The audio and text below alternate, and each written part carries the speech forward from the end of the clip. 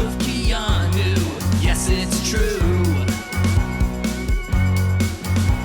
Whenever we see you in another movie, get to wishing that you were in them all.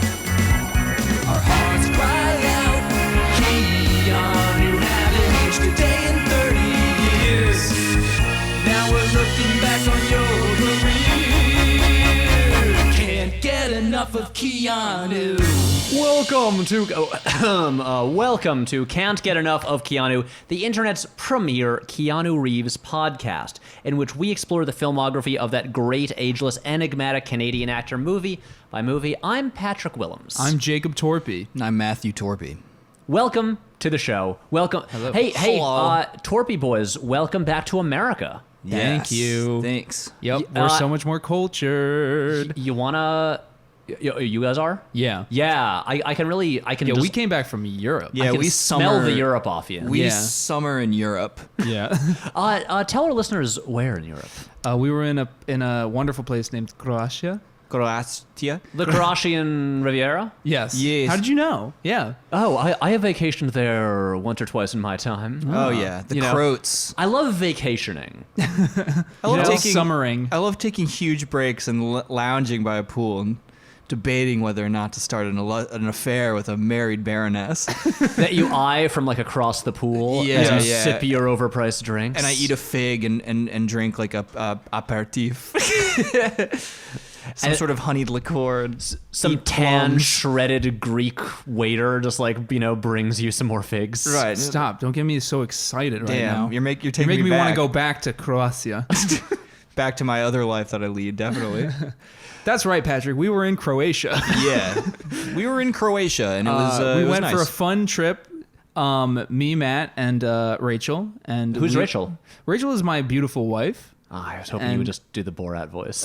No, No. I that doesn't come naturally to me. I'm not thinking Borat. I'm No, not saying my wife. I'm not thinking about that. You snuck one in. Yeah. By critiquing it, you snuck one in. Yeah. Yep. So Yeah, you goddamn hypocrite. Yeah, you gotta have your cake my and eat it Borat too. quote is very nice. I like to say that. Okay. Good one. Yeah. I just like to say vagine.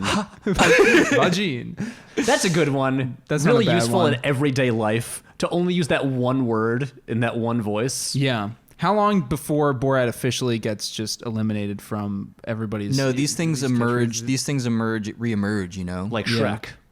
Yeah, Shrek. When will Napoleon Dynamite reemerge? Because that Very was soon. Yeah, I think it's imminent. everything is it's like herpes. You know, it lives latent in your, I think your spinal column, Yeah. Hey, and then you get a Jacob, flare up. your wife. Yes. Your wife What about her? Oh just, my God. just messaged me on Instagram. Yeah. What did she say? Whoa, what's about to? What are we about to talk about? Interesting. Sorry, Face ID work. Oh no, you're trying to look up some sneaky stuff about my wife. You don't even Face- have a proper face identification. Why my phone's going off now? Oh no. Look, we're all very popular. What the heck is going on? Okay, so this is a fun segment on the show called Patrick Reads His Instagram DMs. Wow. This Everyone DM me on Instagram. This is like when daytime television plays like viral videos or shows us just a tweet on the screen. Exactly. And they like all have their coffee and laugh about it. like when you realize that the Today Show is like 5 hours long and then Yeah. you somehow have to like fill all 5 of those hours in ways that you never expected. when Kelly Ripa's just like, so let's see what is I don't know, Ludacris talking about on Twitter. And they read it and they go, Oh, Luda. What So did my wife say to you? yeah, what the fuck? she shared with me someone's photo, but it's a photo by someone that you and her follow, but I don't. And the account is protected, and I can't see the photo. But then Rachel, your wife, said, "Did you know my great grandpa was a coal miner in Pennsylvania?" Oh yeah. I'm gonna reply to her. One sec. Whose was it? Her? Then was it her mom? What? All right. So listen up. Me and Matt were in Croatia, and this will segue into the coal miner text that you got. Nice. Also, Pennsylvania. Welcome to the episode about the film The Prince of Prince Pennsylvania. of Pennsylvania. 1988. And my little mini story is gonna tie the Croatia up into the Prince of Pennsylvania movie. We flew back. We landed. We're jet lagged. Croatia is about 6 hours ahead of the States.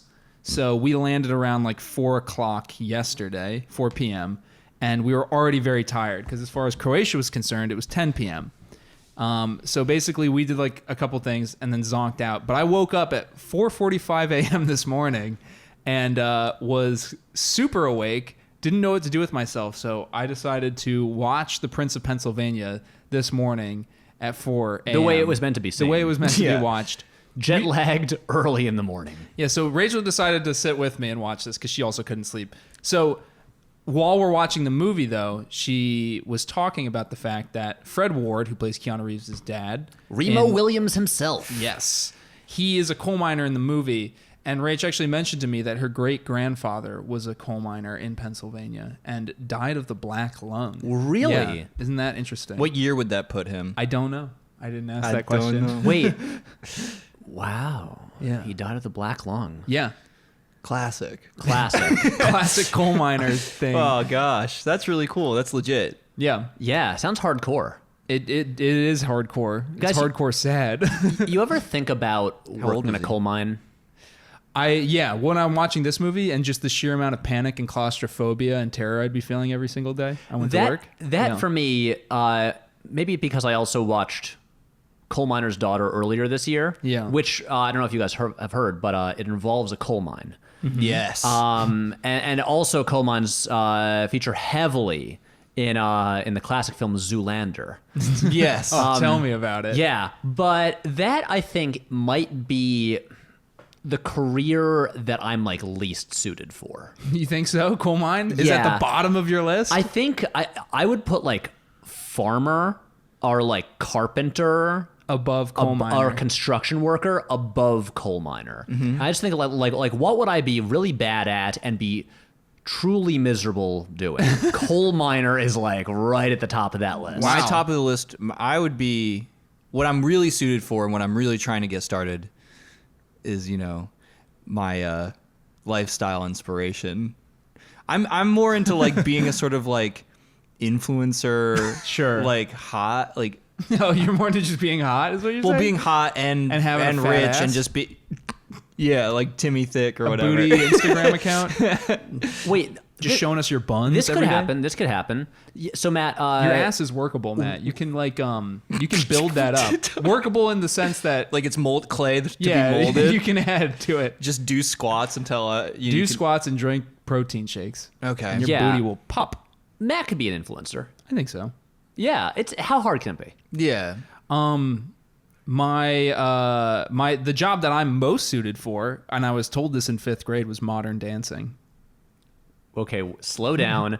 Okay, listeners, apologies. We may not talk about the movie at all because I feel like we have to devote at least like 2 hours to Jake Torpey, modern dancer. Yeah. I'm not qualified to clean toilets. If anyone really was doing an objective assessment of my skill set. And I can speak from personal experience. Matt and I are roommates. Yeah. I think I am the one has primarily like cleaned the toilet. Okay. In term like Loose hair is gross to me. no, that's the shower. It's everywhere. I also cleaned that. I cleaned the bathroom while you guys were in Croatia? in Croatia. Yeah. Pat, let's not argue about this. I also was not- I was cleaning the stove. When, I am not about to when have a Matt domestic arrived argument home. with you right Like now. all I'm saying No is resentment, but no, Matt's correct. everything. He's not qualified to clean toilets. I'm just saying. you have cleaned them, and I've seen the work that you do, and it is subpar. Good sir. Shameful. Yeah. Just because I could live in poorer standards of quality. Oh my God. No, dude. like again, the lesson here is like Matt is not cut out for like that kind of work. He is so hot that he is like an influencer in the making. Yeah, You're what cut I need out to be for your doing cutout booty. and my ripped abs. Can I say something, by the way? Sorry, this is just reminding me. I have some roommates who... Is this a good episode? This is a good episode. Don't worry about So it. I had some roommates who they were finally moving out of their apartment. They decided to get their apartment cleaned for the next group of people who were there because they destroyed the place essentially. It was so dirty. And the person that came in to help clean the place with them opened up the top of their stove and found a dead rat. Whoa. I didn't even know you could open up the top of the stove like that, but you can just lift the top portion. And that's for me the high water mark of just terrible. Yeah. So like they didn't even smell the rotting corpse of We could have a dead rat in there right now. I didn't open that up yesterday when I was cleaning it. It's true. All I'm saying is There's that probably you guys, a couple mouse skeletons. It's just somewhere in the Hidden apartment. somewhere, Yeah, yeah. there always are. Okay, Yeah. now Jake, talk about your modern dance career that did not happen. So in 5th grade, that school year that we had a And modern. you were in New Jersey at the time, right? no, this was the No, first this year we was- moved to Saratoga Springs, Pat. Oh, right. The Sorry. Torpeys were in Saratoga. I know. And Jake made his big splash at dancing. And I had to dance my way in. Yeah. We there was just this weird moment in our 5th grade class where this dance instructor came in. I don't know what the deal was between this instructor and the school, but essentially gym class was transferred over into this month and a half long dance program that they decided to. It made so much It was sense. mandatory, I and everybody had to partake in it. I think stuff like that happens a lot. Yeah. In various like high school gym classes. They just it used to like you had to the square dancing was like a big thing. But I for am- like regular. I'm having like gym. nightmare flashbacks to square dancing in high school gym. I've told you about this. Why? Because you had to partner up with a girl usually, and it's like oh my god, No. there's nothing more awkward. No, Matt, it's so much worse. It is because myself and sorry to call you out on this episode, but a friend of the podcast, Chad. We were so awkward that we did not manage to find girl partners and were forced to partner up with each other in like the reject group. Where it was so clear that we could not get girls to dance with us. Chad is anything but. That's all I'm gonna say. Yeah, As well. No, He's cool now though, but he used to be goth and wear giant Janko jeans. I know. I did not, but You we had were no just idea friends. where his legs were stepping because Yeah. his jeans were so huge. And that's Like why one of that the last wave of goths before Yeah. it just turned scene and emo. Exactly. Yeah. But that is why it was so bad, because it wasn't that like, oh no, we had to dance with a girl. It was, oh no, we couldn't get girls to dance with us. Period. Yeah. Yeah. And everyone can see that. Patrick, Yep. try not to trip over Chad's Janko jeans, and good luck. And chains. Yeah. And a 1 and a 2 and a skiddly diddly do. Let's go. Yeah. I think, if I remember correctly, that day in gym class, Chad and I actually just like, we saw, it's the only time that we ever did this in gym. We were rule-abiding kids, despite what Chad's genes might indicate. We just saw an open door at one point, and no one was looking, and we just left class because it was so humiliating, and we just saw an opening and took it. Bro, you thinking what I'm thinking? I'm thinking, let's get the hell out of here. Yeah. That's Chad. Oh my god, that's so funny. Yeah. So anyways, I was So you guys were sort of outcasts, you would say? yeah. Dorks and dweebs and losers and freakazoids at the high school, and Yeah. you didn't really feel like you fit in, huh? We were a bunch of outcasts making music for other outcasts. I'm sorry.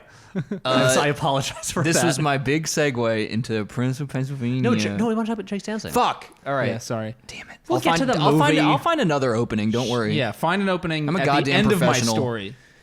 All right. So I was Kill you. we had to do mandatory modern dancing in my 5th grade class, right?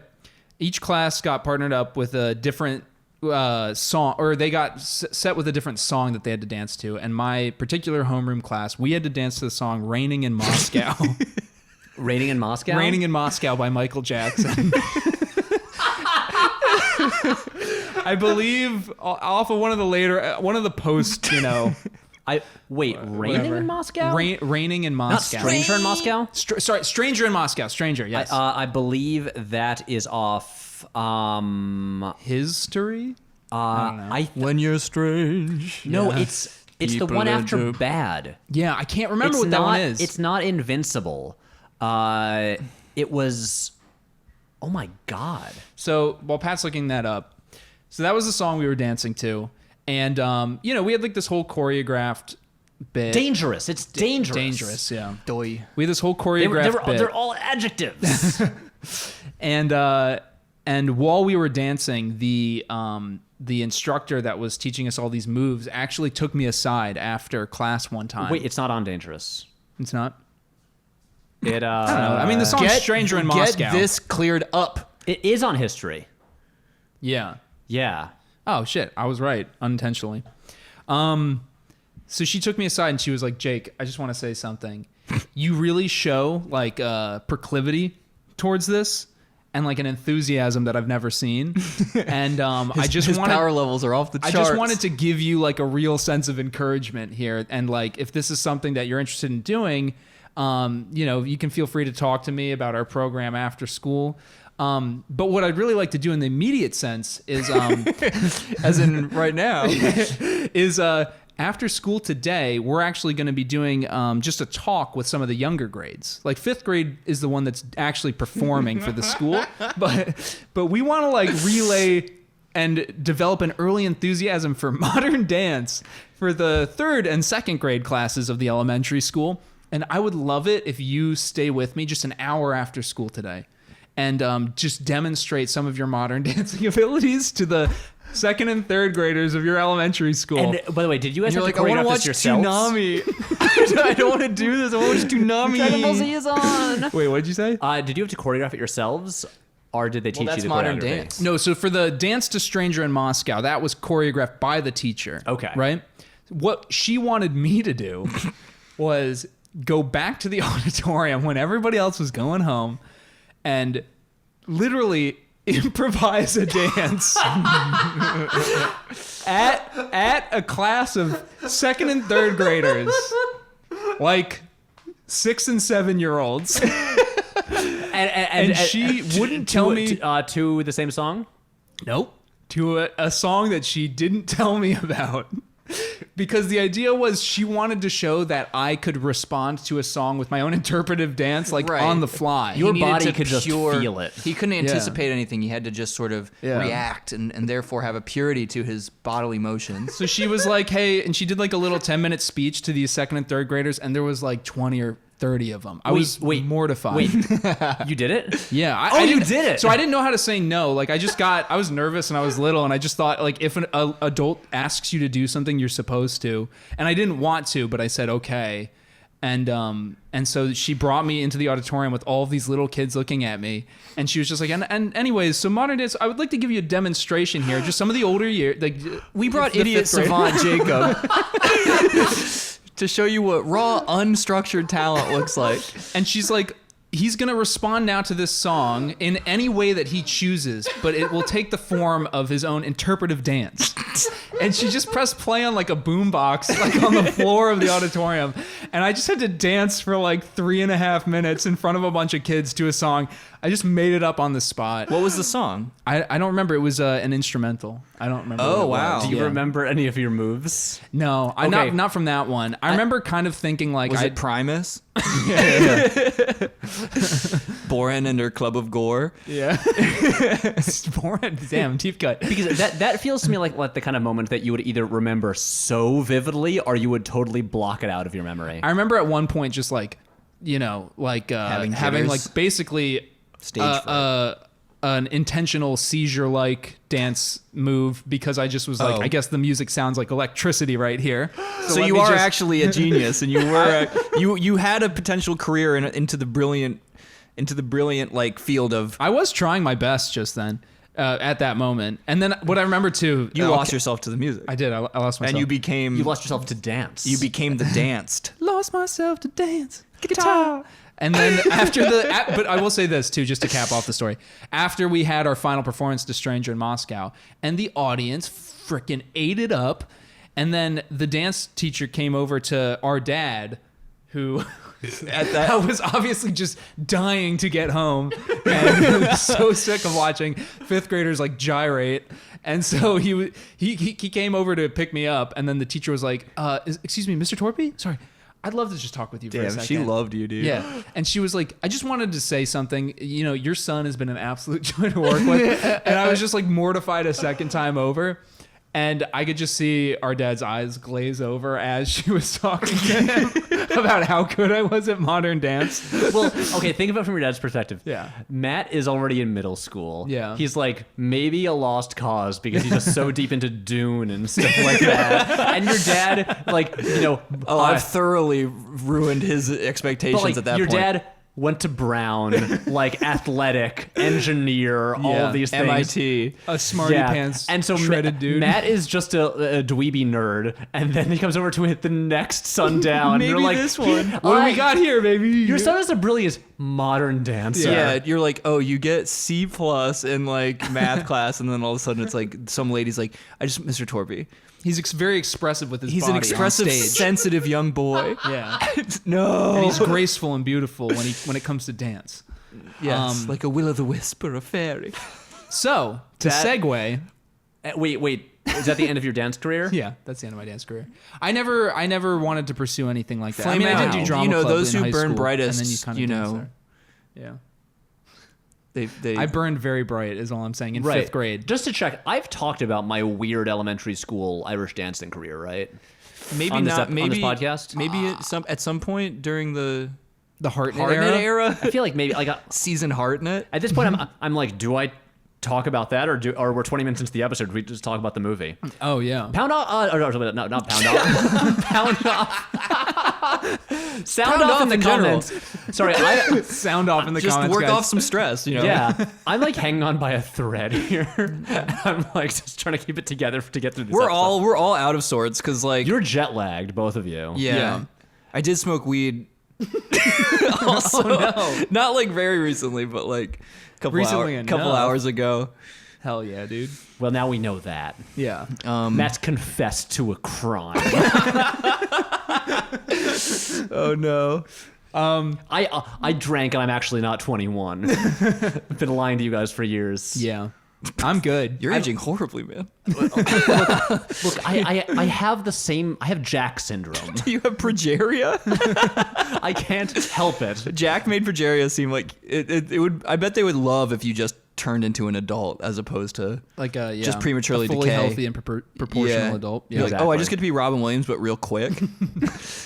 That seems not as bad as it as. Right. Instead, do you just look like young Benjamin Button? Yeah. Yeah, seriously though. Okay, anyway. So what I was trying to say Is that dancing? It's fun, and you should give it a shot. honestly, I did have fun. I just didn't like the attention being called to me. I mean, that was the sounds, big problem. I at least thinking of myself around the same age, having someone say, "Hey, freestyle an interpretive Yeah. dance." In front of a group of children, Yeah. is like the scariest. I mean, It was mortifying. it sounds was like terrible. it'd be scarier if they were Mortifying. your age, as opposed to younger, Yeah. smaller kids. But that's still like I would be petrified. I would have just frozen.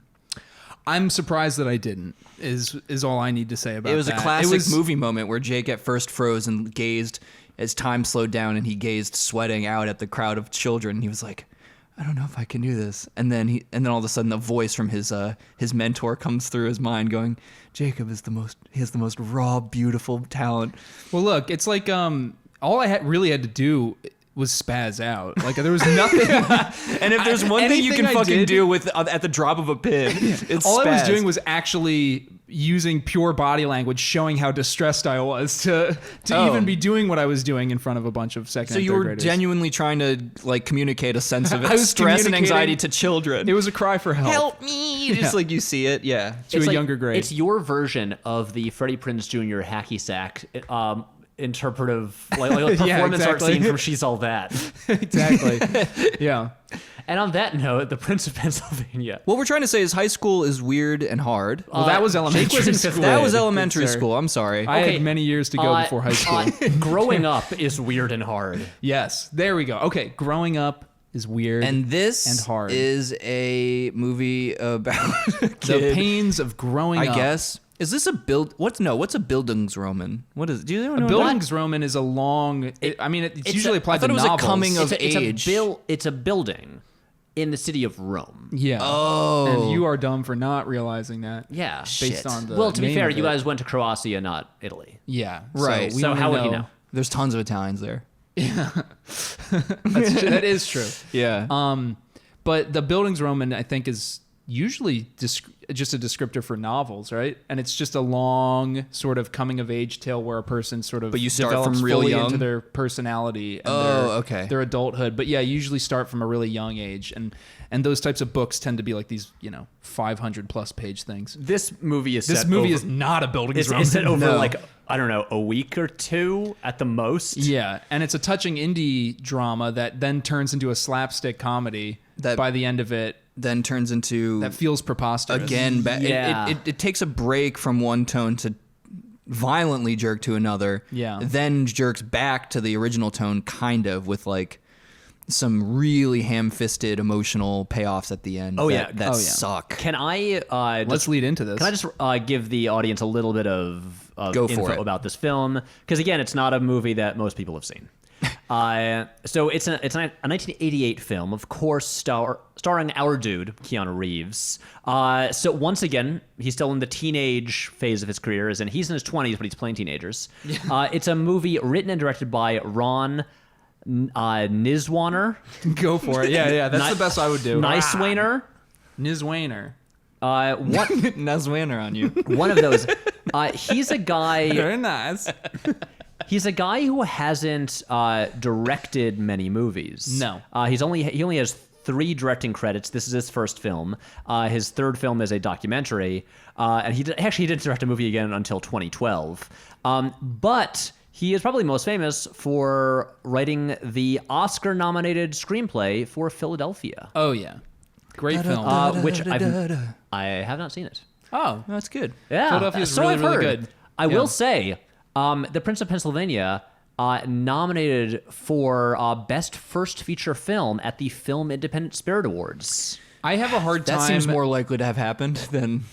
I have a hard time, you always have to remember all of the different festivals and award ceremonies that films can get submitted to, but then I also have to remember what their status was at the time of any film was released. Like, I have no idea whether or not winning an award or being nominated for something in that festival in this particular year means anything, or if Right. it doesn't. You know what I mean? Yeah. Like, there's all kinds of weird film festivals now. This is Well, all. This but movie, also, this isn't a festival. It's the Sorry, Independent Spirit the Awards. Independent Spirit Awards. Yeah. But So- like the Prince of Pennsylvania, it falls in line with a kind of type.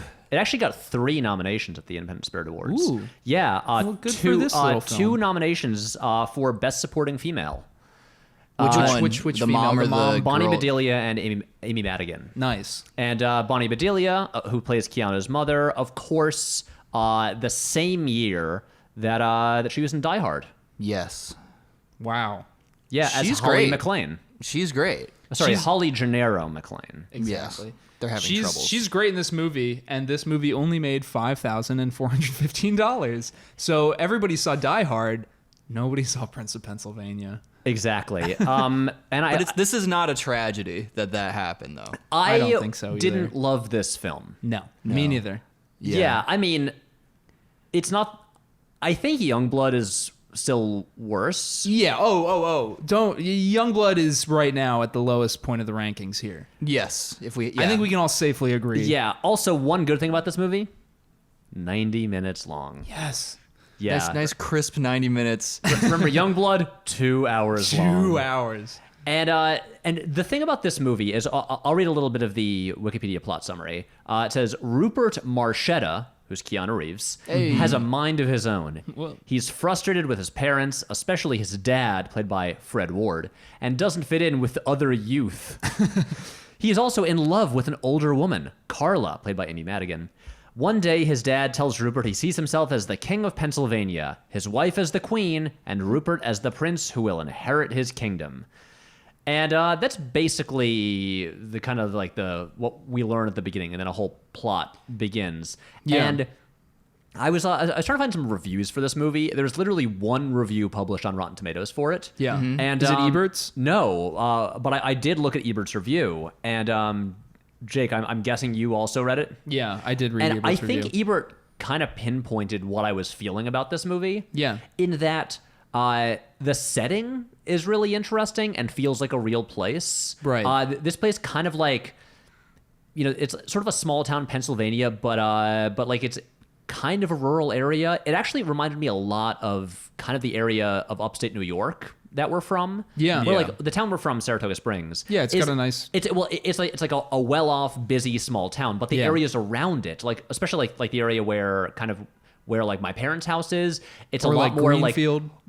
like Greenfield is like kind of like another small town like right next door. you'll have these long kind of country roads with just fields everywhere and like some farms and stuff like that. And this looks a lot like that. It does. And the kind of place where you have a lot of, working class people who've like lived in the area their whole lives, that sort of thing. And so this felt like the location for this movie felt like cool and like actually kind of authentic. Yeah, it did. And you got like the coal mine where Fred Ward works. And then the characters are also like kind of compelling. Very well developed. The movie takes a more time than you think it's going to building up like some detail about each of the main players. My problem, first off, right away, is that Rupert might be the least interesting to me, and he is the main character and driver of the entire movie. Yes, and that is correct. And so, and the issue with this, and that Ebert gets at, is you have this interesting setting and characters, and they were trapped in this really stupid, like almost cartoonish story. But it turns into that randomly. Yeah, so this movie has like Not a clear randomly, but- demarcation. I think we talked a little bit about how, some of the other movies we talked about, Youngblood, I think being a good example. There are these movies that start one way and then there seems to be like a drastic veering in another tonal direction a lot of the time. Right. Permanent Record is a little bit like this. Yeah, I think this movie did it, like, it didn't suddenly, so like obviously spoilers, but I mean, it wasn't like, it didn't wait until the kidnapping plot to like get weird and goofy. Yeah. It would do it throughout, like, But very lightly, in a way that didn't make me realize how cartoonishly goofy some of the earlier scenes were. Like, but I remember in the scene when after Fred Ward discovers that Bonnie Bedelia is having an affair with his best friend. Yeah. And his like freak out scene, like running around the house, and like he grabs like what is it? It's like the stereo, VCR. He grabs the VCR, yeah. and then like just like runs outside and like screams at the sky while clutching it to his chest, and then He runs. hits her. He hits his wife.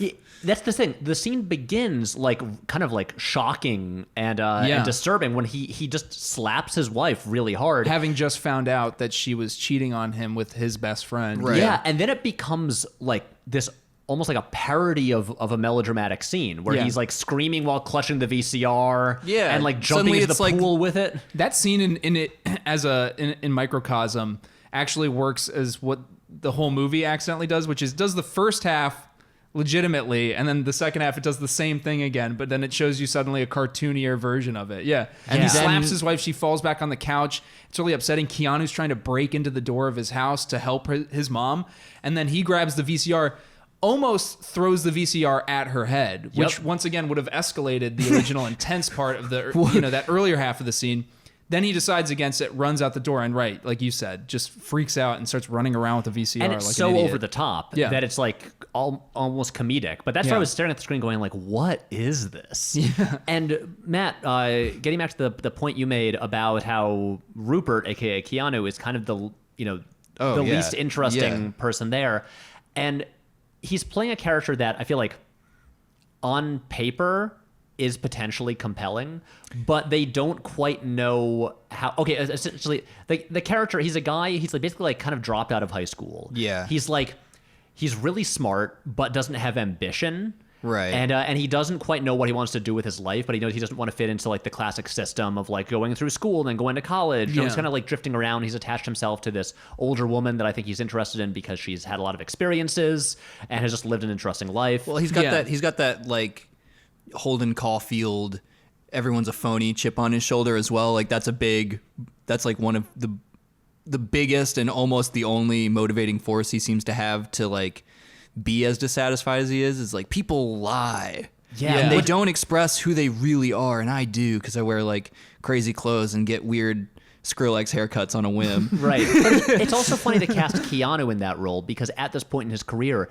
he's just like he's so warm and like and friendly, and just has this like this vibe where he just seems like a really nice guy. And I feel like maybe they should have had someone who was like Somebody a little grittier. A little more tortured. Yeah. Well, he would have worked like if they just transplanted or replicated the like River's Edge Keanu. I thought that he seemed more true. legitimate, even though it's the same guy. Like he can do it. He can like pull off the performance and the look. He can. It's just, but because the character is often written as like, you know, to bring out Keanu's like friendliness and like the way he moves. Well, you're supposed to like him. Oh, you are, but he doesn't. You know, I grew to hate him more and more as the movie me too. continued. So did I. Yeah. I was again, like, this kid's like, not only is he ungrateful, he's like insane. Yeah. and he doesn't also have like, I mean, you have things like how his father is weird and kind of overbearing. His mother is like having an affair, but it's not. He doesn't come from like his River's Edge home life with this broken home and this like, you know, like He's just really kind of terrible weird. stepfather. Yeah, and you know how, especially at this point in his career, Keanu kind of like bounces when he walks. Yeah. And with these scenes, And he's kind of pigeon-toed, I noticed in this movie. Yeah, he is. Oh, I yeah. forget that the way that he stands straight, like his toes point towards each other, like Tommy Pickles from the Rugrats. And I was like, yeah, it's just this movie once again highlighted whatever weird way that he carries his whole body. Yeah, and of course he has like this ridiculous haircut for Yeah. the whole thing. But I'm just looking at these scenes where he just kind of like he bounces into Yup. them, and he just seems kind of enthusiastic. And I'm Yeah. like, this doesn't seem like a guy who's like really like fed up with the world and all that frustrated. Well, And- I don't know if that's his like character. I think my impression was that he was supposed to be really engaged with the world and not ambitious in the sense True. that like he's going to, you know, I don't know, apply for jobs and try and like better himself. He's just kind of like, yeah, but like everyone's fake and I just wanna he's got live, you it's know? like the Beats meets like weird science. I don't know. Like, It's like the Beats Right. meets MTV. I think But- somebody once said, like, or somebody said in the movie, like, nice MTV haircut. Yeah. Yeah. And there's the thing that kind of drives me nuts with characters like this because Yeah.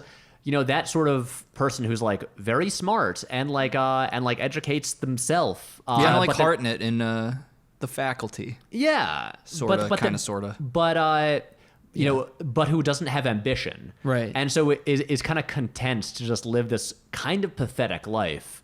Not going anywhere because it's like they reject everything, but they don't actually like Have any feasible make or- any real choice. Right. But that is like, I think that is interesting, and I've like, you know, I've known people like that. Yeah. But then the thing that this movie does that I've seen others do is where it's like, well, he writes poetry.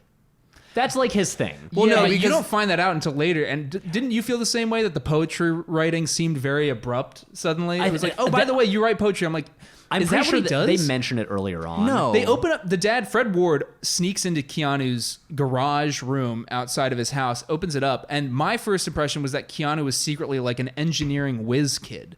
Like the amount of strange schematics and like Rube Goldberg machines he Yeah, had he has, like, flying a- and buzzing and whirring around in his garage. I was got, like, like, a- oh, he's going to be like a genius technologist. He's going to be an engineer and like develop Right. like, you know, the second half of the movie, he's going to have to drive away in his own like Nas powered go-kart that he built or something Yeah, from the dune police. buggy with like Yeah. spider legs on it. That So he then when it finds out that he writes poetry but it seemed like he No, he didn't actually doesn't. write poetry. It seemed like his girlfriend, his Yeah. older girlfriend, Amy Madigan, kind of in her own fantasy of what she decides she wants Keanu's character to be, like requests him to write poetry for her, almost as if she's imagining her own ideal beat era boyfriend. yeah. No, that's right. He doesn't. It's Yeah. not established that he writes poetry. It's just that like, yeah, his older girlfriend is obsessed with this like false notion that he's some sort of tortured and suppressed, you know, voluntary dropout, like Yeah, because artist. when he does finally like, she's It's like, just just make up Dr. a poem for me, yeah. just anything you want, and it's just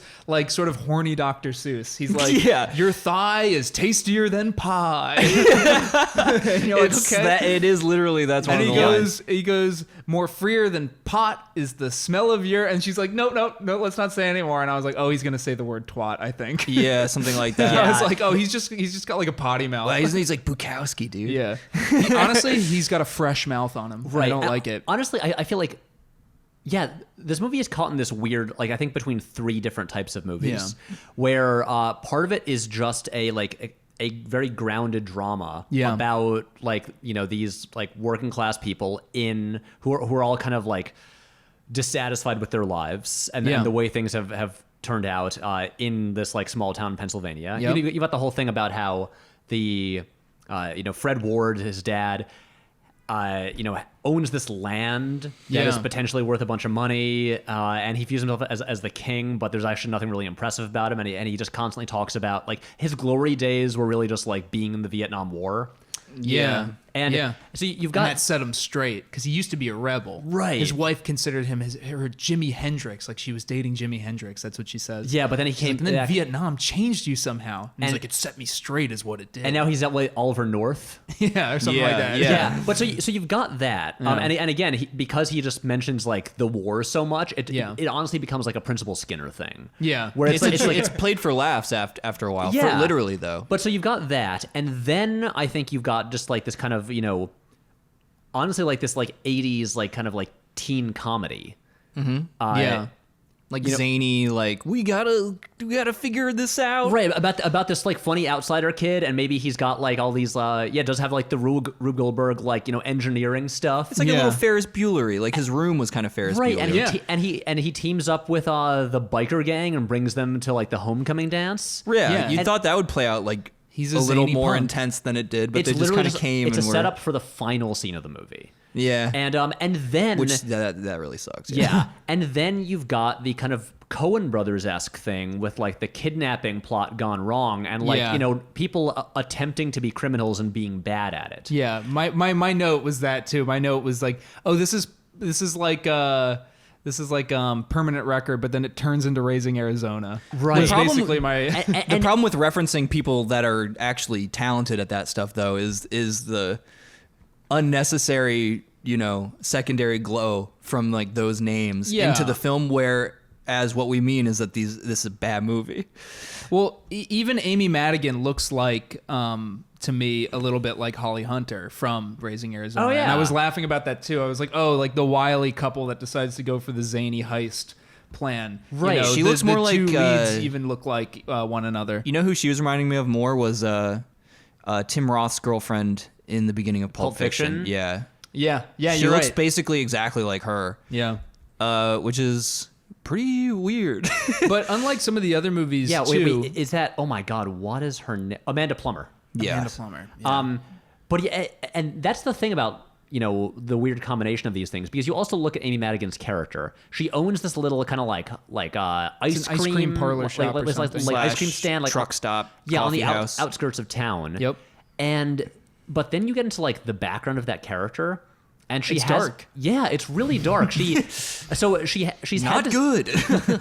She's had this like ongoing like kind of like toxic relationship with this cop, this like patrolman, Yeah. like in the town. And she had she and him had a kid, Yes. Right. and then He ended up getting into a new relationship and got married. and then essentially they took her daughter away from her and adopted it as their own. Right. Essentially. And then So they she- got divorced. And they got divorced, and somehow this secondary wife kept the original child of Amy Madigan. Probably because that cop is such a piece of shit. Yeah. And was like such an unfit father. But then she's still like hooking up with him regularly. Yeah. Right, but in the meantime, so she's still just maintaining this weird, not healthy relationship with this cop. And also like selling drugs a bit on the side. Just Yes, a tad, though. just a not, touch. Not Right, much, but mainly ice cream on the Because side. they call her an Yeah. ex-hippie. And that's called a la mode. Which I think... I'm talking ice cream on the side. Well, because she's an ex-hippie, which places her age group, because it's 88. I'm assuming it's just contemporary for when it was made. And like... Yeah. I think so. And then so like... That would place her in the like early 70s as being a young Right. person. Amy Madigan was born in 1950. So she's playing like maybe like mid 30s. Yeah. And so anyway, so her daughter's just gone, and she's just sort of like weirdly, nostalgically almost in a toxic way attached to this cop. Yeah, Right. without ever actually moving out to Sacramento to meet And then the also daughter. and Keanu just kind of like Yeah. helps out and hangs around her, but eventually they hook up. And It's Yeah. clear that he's in love like right away, though. Do Right. they make it clear that they were in a relationship, or do they get into an actual physical relationship during the course of the movie. I had gotten the impression that they were already kind of hooking up. No, He's just enamored No, with her. it's during the movie. During the movie, It yeah. makes it clear that that's the a first time Rubicon they've is had sex. crossed when they bone. And again, and then she's like starts this relationship with this like I don't know 18-year-old. Yeah. and Also everything about unhealthy that thing to character do. is very sad. Yep. And yet she's in a wacky kidnapping plot where there's a part where she pretends to be Keanu's dad and she disguises herself as him as like a coal mine worker and has a little like tape recorder with like his sayings like recorded, and she's like speaking through. I mean, it's like Home Alone 2 and she's like faking the voice and everyone believes like that this tape recorder voice is like being said by a real person. And that's when it's like, what is this movie? Right, because like before that, it's so it's so dark. It sets up the like pathology of this woman who is willing to, you know, stake these weird romantic hopes in an 18-year-old when she's in her, you know, early 30s and has a kid that's gone, and you know she's been like potentially abused, and it's a bummer of a movie. You basically watch like 4 or 5 reasonably nuanced and sympathetic characters slowly become cartoons over the course of an hour and a half. That's a good point. You watch them like lose all of their complexity and like interesting aspects. Well, because even Keanu Reeves is somewhat interesting, despite the fact that he ends up becoming the most hateable character. I also was very sympathetic though to Fred Ward, who they play very, very broadly. That as was sort my of the problem. villain of Right. the was movie. that like Fred Ward deserved none of the things that happened to him. He's really. a sympathetic character in a lot of ways. I mean, He shouldn't hit his wife. well, yeah, you know, but like everybody else in the movie, they give his character like enough depth where you can start to like at least understand. Yeah, like no one's a villain here. His Everyone's just kind darkness, of yeah. has problems. Right. Yeah. And also, I will say, I think the casting of Fred Ward is also smart because he does He's have, great, He does yeah. have that kind of, you know, classic like American like masculinity. The vibe And he about can it. slip into comedy, but he can slip into comedy. He's Right. good Good at somewhat comedy. well. He's like not bad at it. Right. I mean, you know, he plays Gus Grissom in The Right Stuff. Yeah. And He's but got yeah. that great square jaw and square face. Like his features are Right. strong and manly. I like it. And Oh, dude, can I say something about Fred Ward too in this movie? are you gonna talk about Remo Williams? Oh, I want to talk about Remo Williams. Oh, can I say my one Fred Ward fact? Yeah, And go you can ahead. He is his mouth is dexterous as fuck. He like he gets chained up at one point It in has the like movie, an 18 dexterity. and he really really casually like blows on these small like little clown nose balls that are attached to switches. This is so hard to explain. It's very hard to explain. So when he's chained up, he gets kidnapped. he gets kidnapped and he's chained up, and all he has to use to turn on things like the fan and the radio are these chains dangling from the wall with little red plastic balls at the end, and he has to like blow on them, swing them into his mouth, and then catch them perfectly, and then jerk his head down to tug things on and off.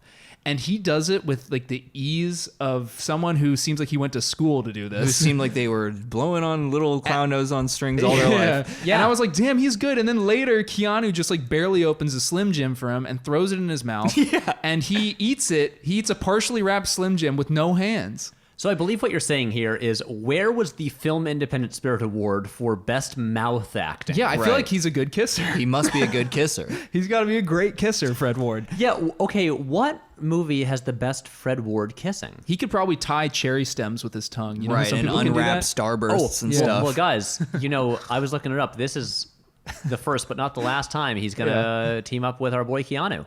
Oh, Great. ooh. Yeah. So he is in the 1996 thriller Chain Reaction. Hell yeah, Can't wait here we to go. see that. I've never heard of it. Can't wait to see that film. It's a movie starring Keanu and Morgan Freeman. I'm going to enjoy to watch.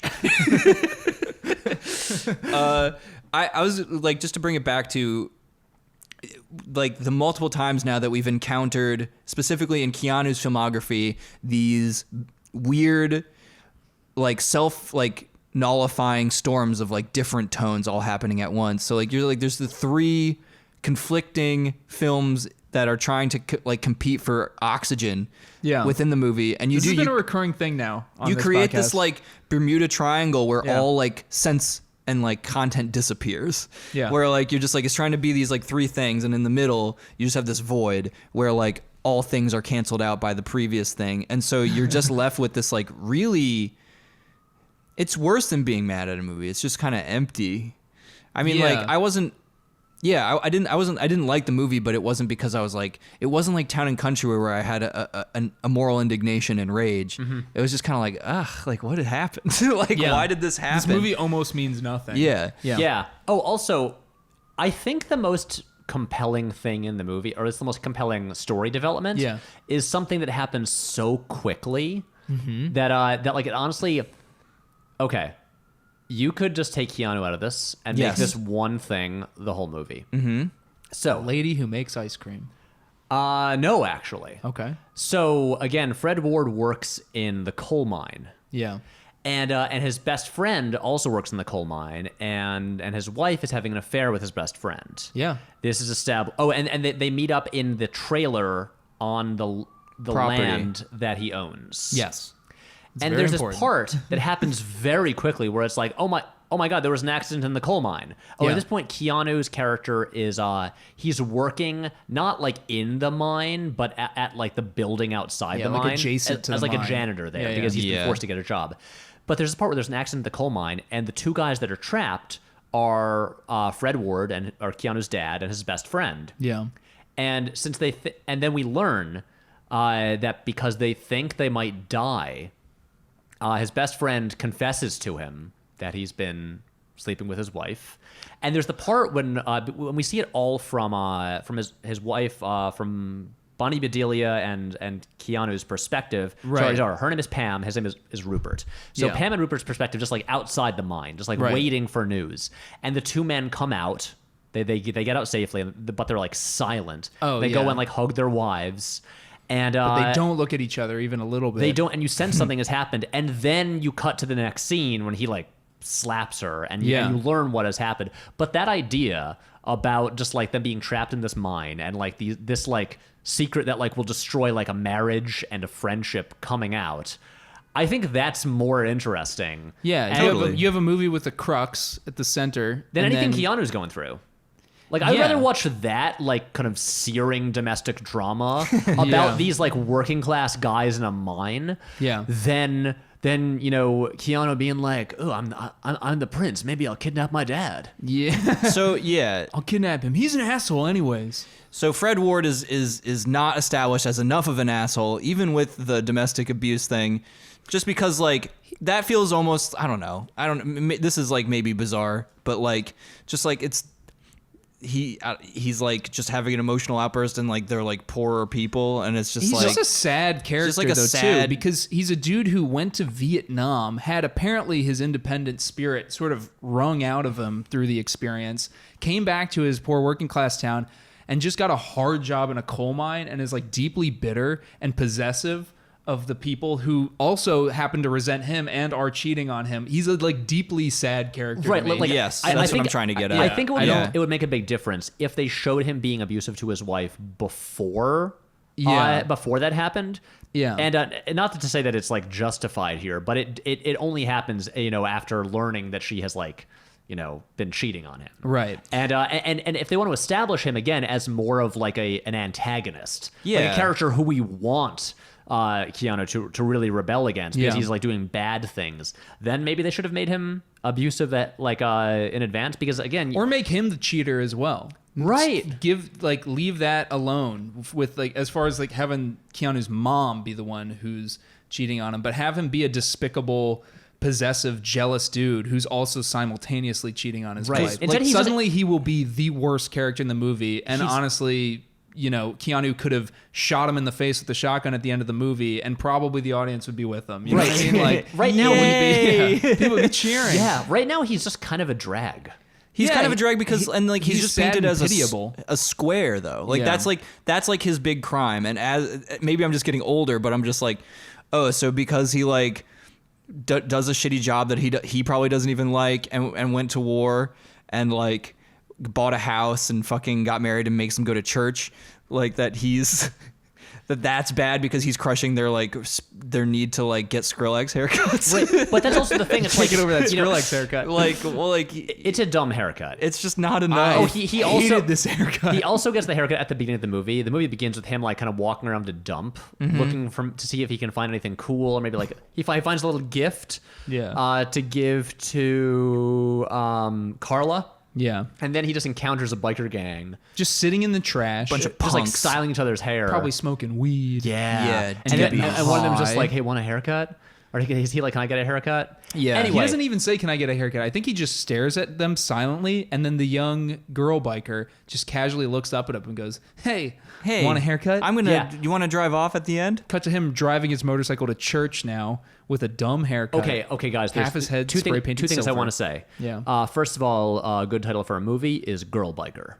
someone make that movie. Second thing I want to say. I like that. All one word. Girl Biker. Second thing I want to say. This is this the first film where Keanu rides a motorcycle? I was thinking about that. I think so. And to be fair, it's more like a dirt bike. It's like a moped. Yeah, there's nothing really powerful going on. Yeah, Yeah. but it's more like a BMX bike than like a Yeah, yeah. motorcycle. But he's zooming around on but it still, legitimately. It has a motor, so this is the first. Like history is made here because Yeah. Keanu now owns a motorcycle company. Right. Yeah.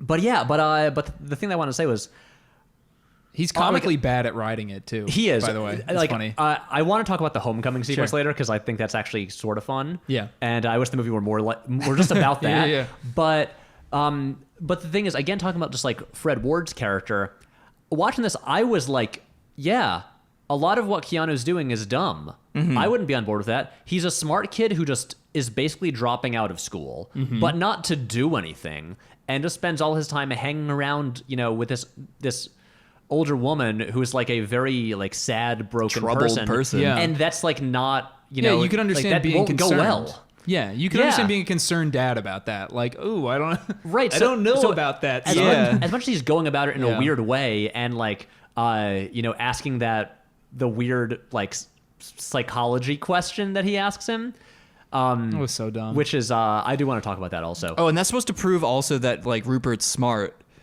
But okay, can I really quick though is Rupert's characterization? There's a ton of telling and not showing about his smart. Like Yeah. no one really like. This is my thing with him. He doesn't really do anything to prove he's like a really unique, interesting person. They just kind of keep saying People, that- just that he's random smart. people are like, Rupert, you're the smartest person I know, or like, Rupert, you're too brilliant to be doing this kind of thing.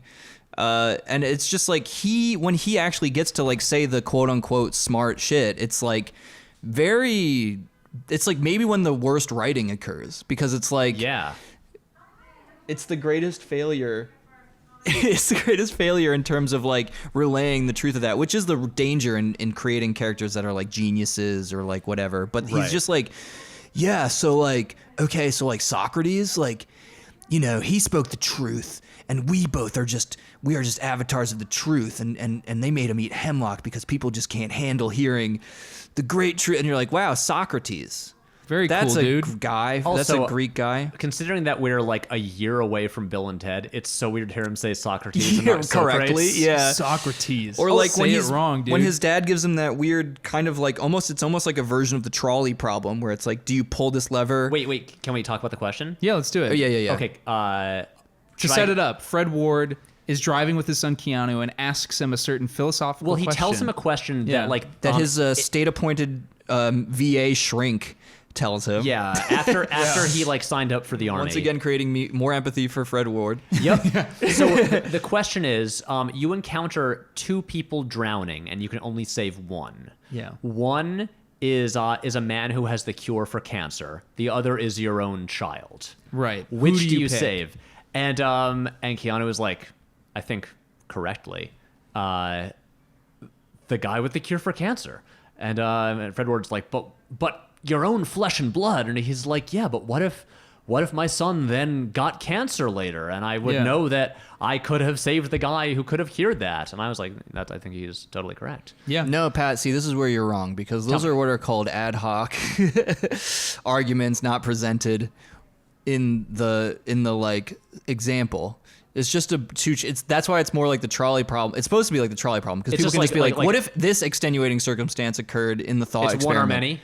Yes, it's The needs just of the one. many outweigh the needs of the few. Yes, that's all it is. So it's really, So when it's Keanu just Reeves, the Spock problem. yes, Come on, it is guys. the Spock problem. Yeah. So when Keanu mouths off, or Rupert, like he's like, also the probability of two people when you factor in the probability of two people drowning in the same at all, and then in the same location together, it's just like I'm like, okay, so this is clearly like one of the couple times where they try and make his amazing, beautiful mind apparent to all of us, and yeah. it's just like it's stupid. He's just kind of insufferable. He comes across as insufferable and honestly stupid in the scene. He's Yeah. stupid and thinks he's smarter than he is. Yeah. And the thing that he seems to be best at, which is like, yeah, bizarre gadgetry, a la Ferris Bueller or whatever. He doesn't even actually use to any ends. except at one time to like record his dad, which is something I can do. Yeah, it's a tape recorder. You Yeah. didn't build that, Keanu. Wait, there's okay. I want to ask another thing about the tape Yeah. recorder.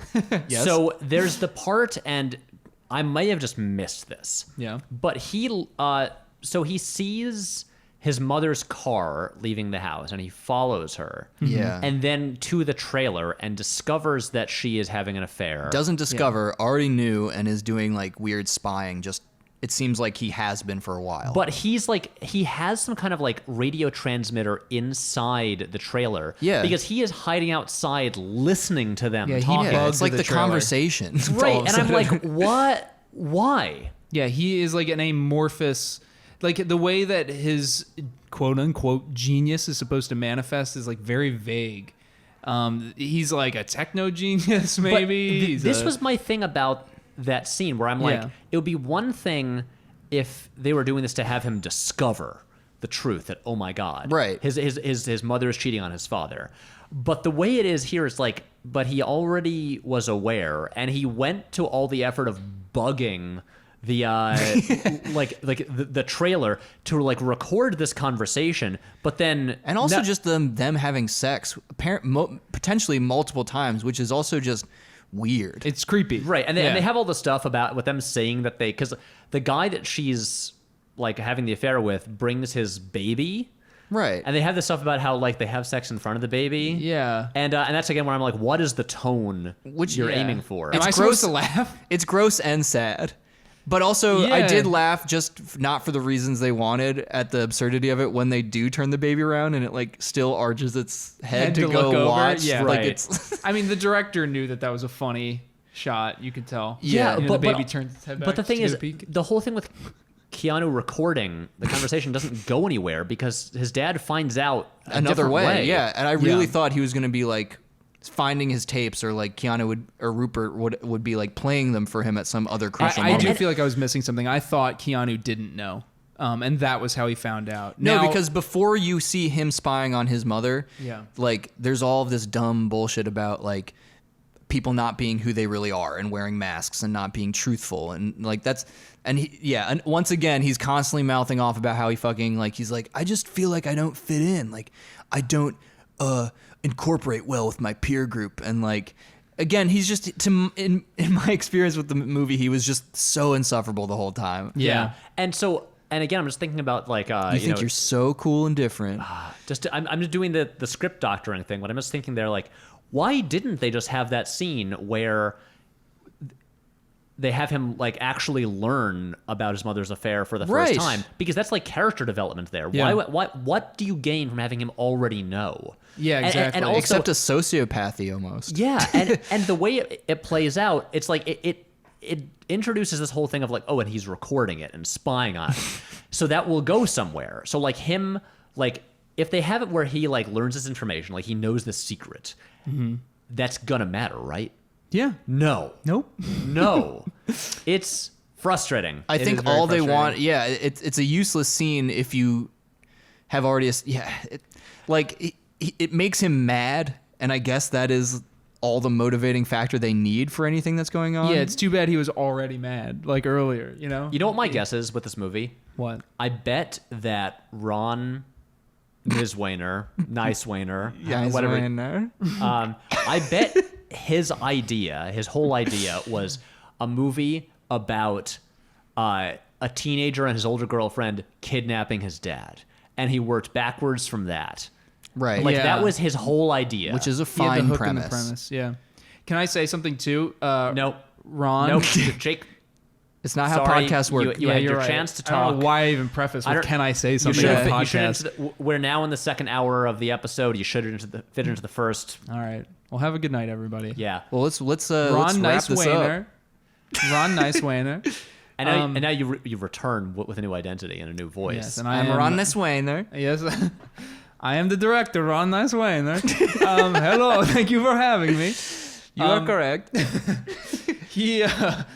He wrote the novel that this is based off of. This was a book before it was Wait, a really? screenplay. If you look in the Wikipedia article, it's Oh my written by God. Ron Nicewainer, and he is credited for writing the screenplay and the novel Prince of Pennsylvania. Jesus. Which means that he loved this fucking idea and he novelized it to then option.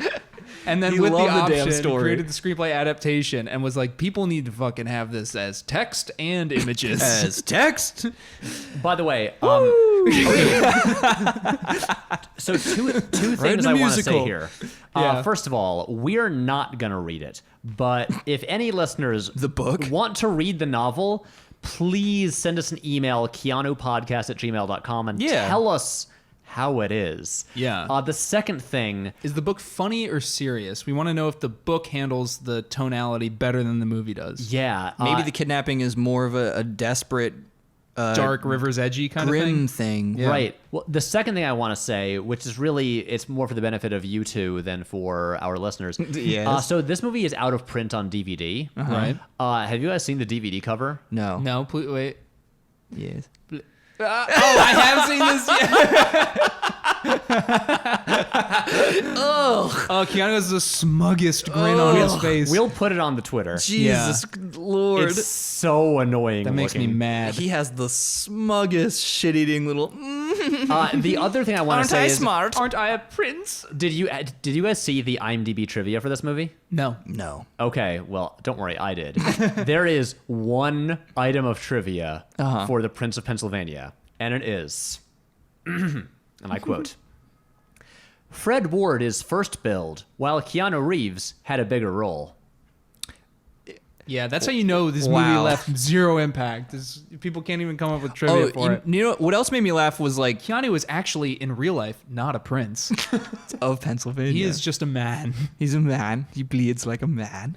Like they trivia. don't establish that. I mean, they're in Pennsylvania, so one could surmise that there's mining going on. Yeah. But like they don't make it apparent right away that he works in a coal mine. The dad. So Yeah, they don't. You're there was right. like this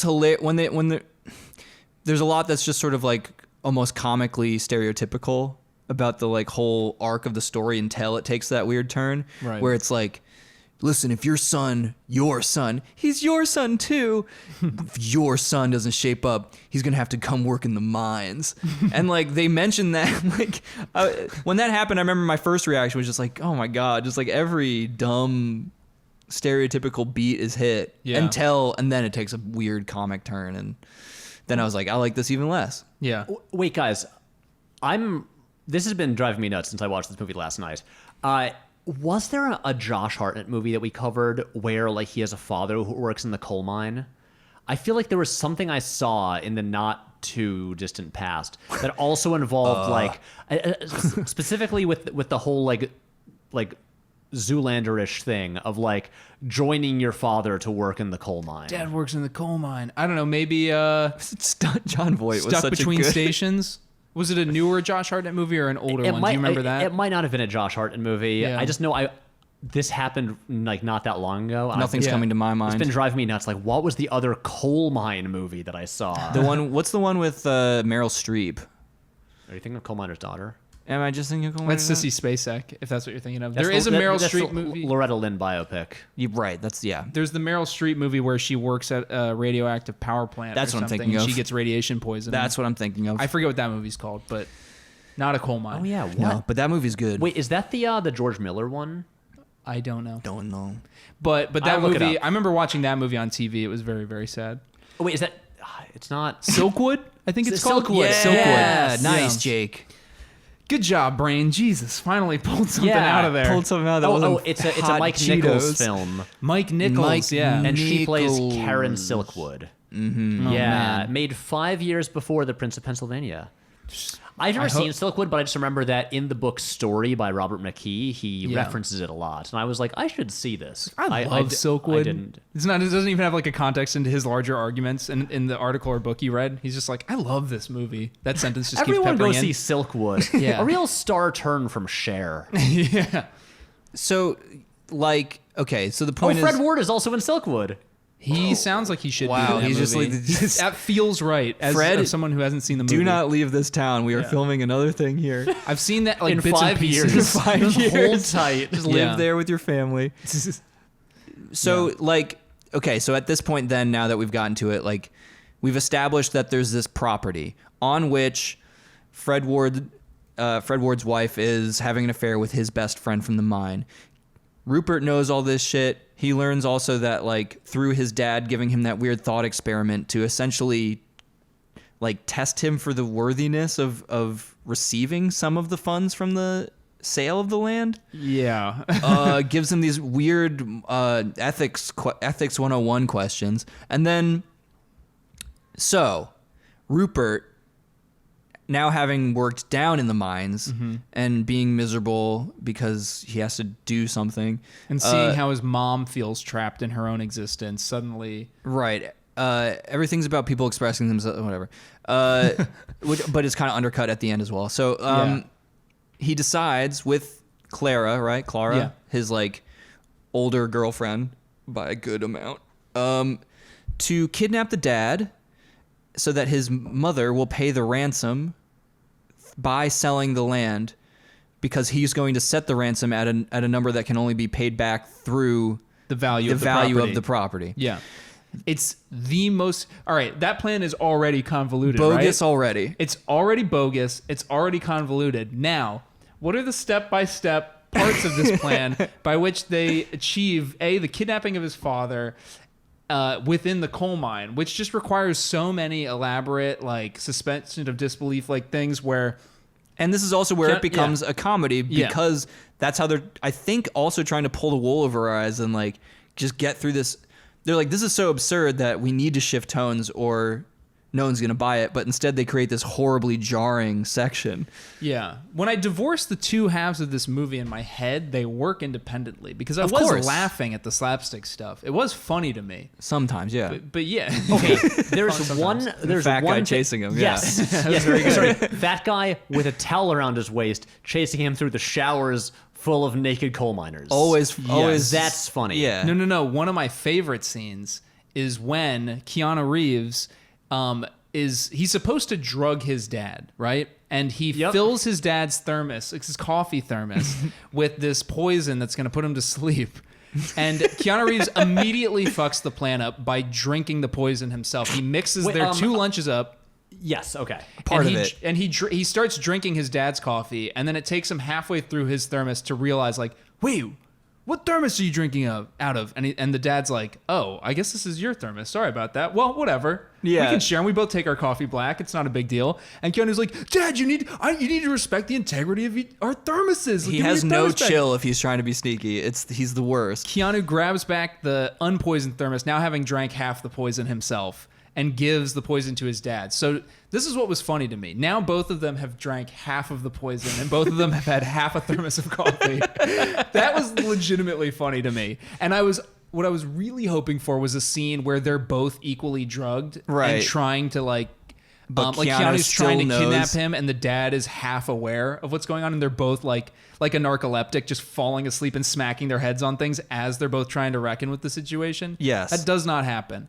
Keanu does seem to pretty quickly get his shit back together. Somehow he Is less poisoned than metabolizes his dad. faster and just powers through His this youthful poison that his dad, metabolism. who has a larger body mass index, I think, than the very thin Keanu in this point, would, as a war veteran, would probably have dealt with the poison. Whatever. But can I say something funny about this scene too? Is that the dad suddenly has a Vietnam flashback. a Vietnam flashback to being in a Vietnamese whorehouse, and he Getting is his like, dick sucked by someone named Ling Ling. Yes. And so Keanu goes over to his dad and he's like, He's like, Dad, what are you talking about? And Dad's like, I'm here at this place in Vietnam, and I think I'm having one of those flashbacks. And Keanu goes, no, Dad, you really are there, and I'm here to take you home. Do you Yeah. want to go home, Dad? And Dad's like, I don't know. Keanu picks him up, and this was just very funny to me. He picks his dad up with the arm on the side of his body where his hair is longer. And his dad looks at Keanu and just immediately thinks that he's Ling Ling. And Shout out to his Keanu's Asian Asian heritage. Like, it was very, very funny to me that the dad is like getting turned on by his own son.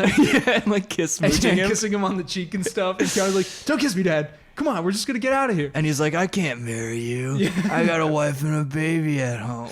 Yeah. Which is ostensibly Rupert. Also, and It was so weird, that guys, scene. side note, remember how Keanu has a younger brother in this movie? Yeah. Who is an absolute non-entity?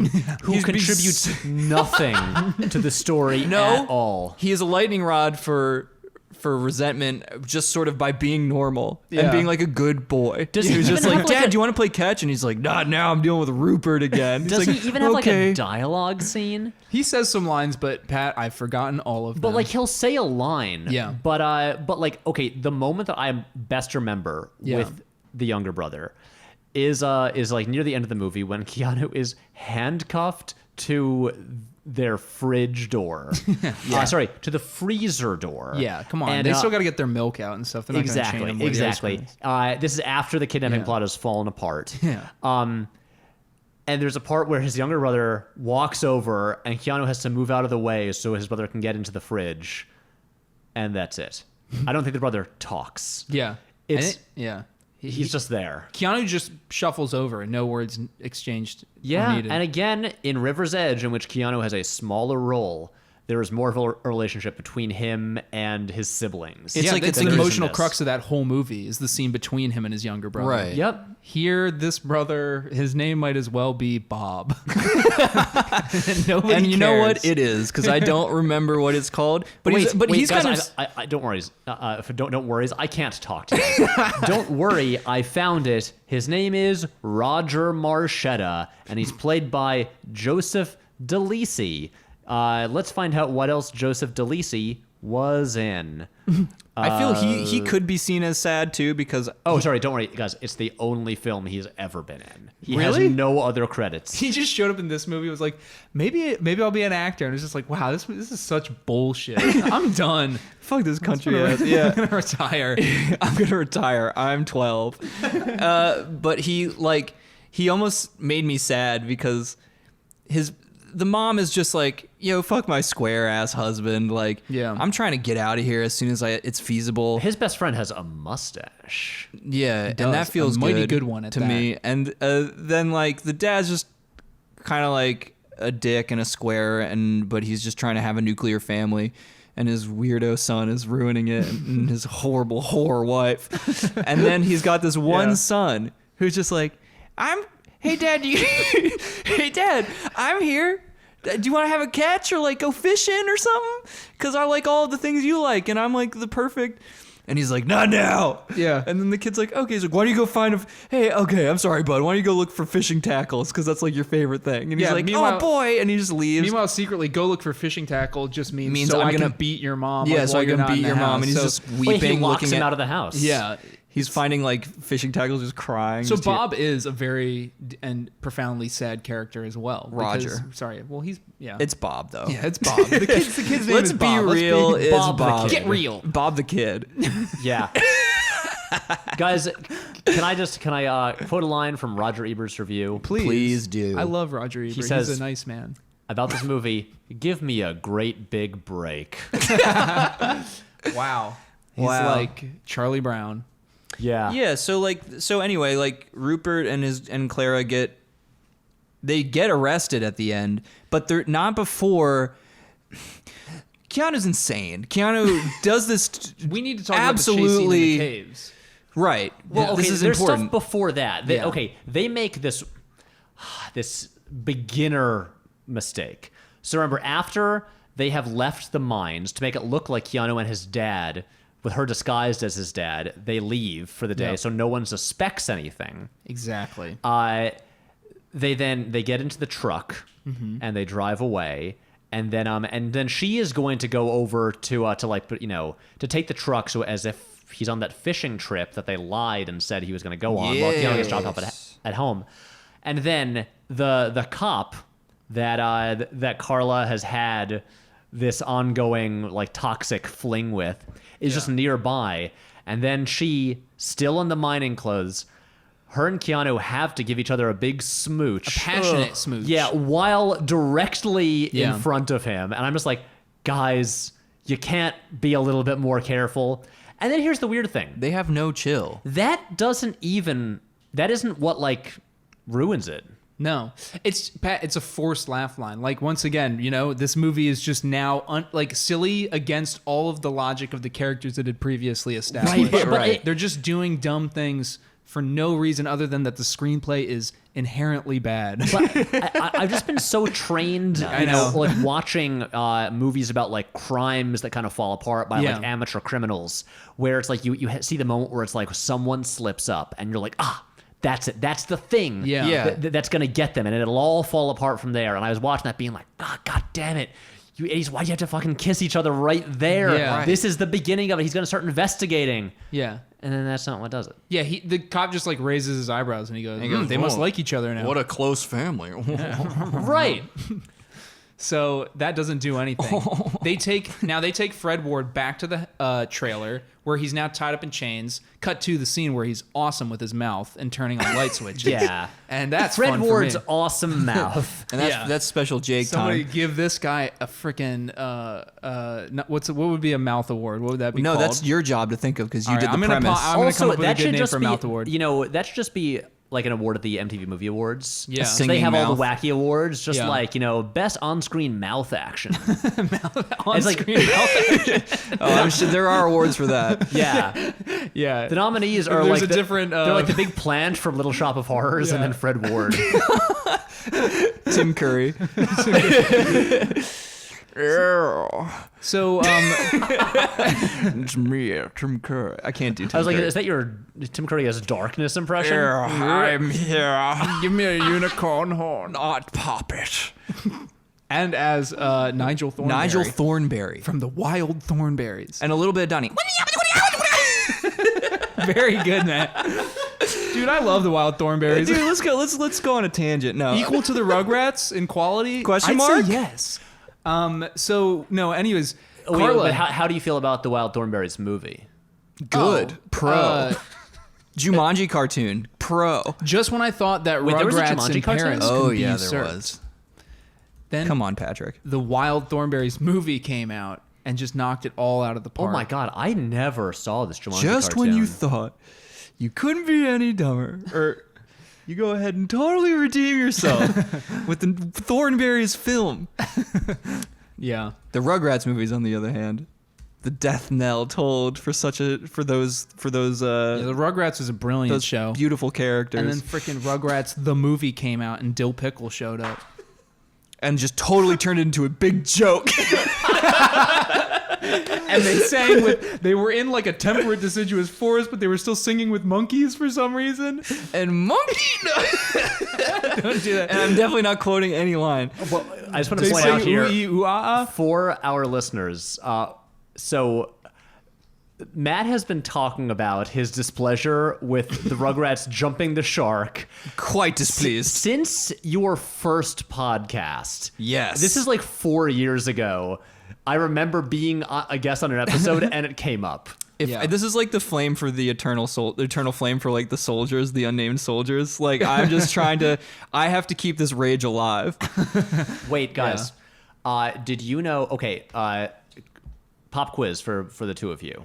I Yes. did not know this information ahead of time. I just learned it. Okay. Tell me what Academy Award the Wild Thornberries movie was nominated for. Ooh, okay. We'll go one at a time. What Academy Award? Yeah, no. So someone shouted out first. What category? What category? Best cinematography. It's an animated film, Jake. I know that was a joke. Nobody laughed though. Okay. Not funny. You aren't a funny person. All right. Fair enough. I'm gonna say best original screenplay. Oh, so you're still joking. No, that's a real one. Matt, what do you say? Matt, you have no guesses. What Academy Award? was it nominated for? Sound design. No. Best animation. You mean the category is best animated film? I know that's what you meant. Honestly, Jake, how did you not guess that? Best animated film? Yeah. I don't know. I just wasn't thinking. No, that was not the award. What? No one has any guesses. Best supporting actress. Elijah Thornberry. Elijah. Wait, what's her older sister's name? Eliza, not Elijah. That's right. Yeah, her hot ass sister. What is her sister's name? Wait, guys, did you know that What's Marissa the monkey's name? Did you know that Marissa Tomei was in that movie? Who is Marissa Tomei? She probably played a Is she lion one or of the something. I'm looking it up now. Eliza Thornberry can talk to animals. That's her whole point. Okay, so the movie introduced It was a I'm Buick Nala. Skylark. Marissa Tomei played Bree Blackburn, the wife of Sloane Blackburn, played by Rupert Everett, who seems to be maybe the villain. I've never seen it. Wait, so no one has a guess? For any more guesses for what Academy Award it was nominated for? No, tell us. Best original song. Best original song? Yeah. What was the song? Look, here, general rule of thumb. If a movie is nominated for an Oscar that seems like it would not normally get nominated for an Oscar, it's usually best original song. Really? Well, I just didn't know. Yeah. Yeah. What was the song, Pat? Can you give us the title? Can you sing it? One sec. Let me Sing this song. Yeah, we want to hear this Nigel Thornberry bash. Eliza. It was. Papa. Ew. That was Wait, try it horrifying. again. Can you do a Tim Curry, Pat? No. Hello, Eliza. What are Welcome to the African savannah. I have a mentally handicapped feral child. And a chimpanzee And a with a chimpanzee. striped blue shirt. And a diaper. Which he does make in very frequently.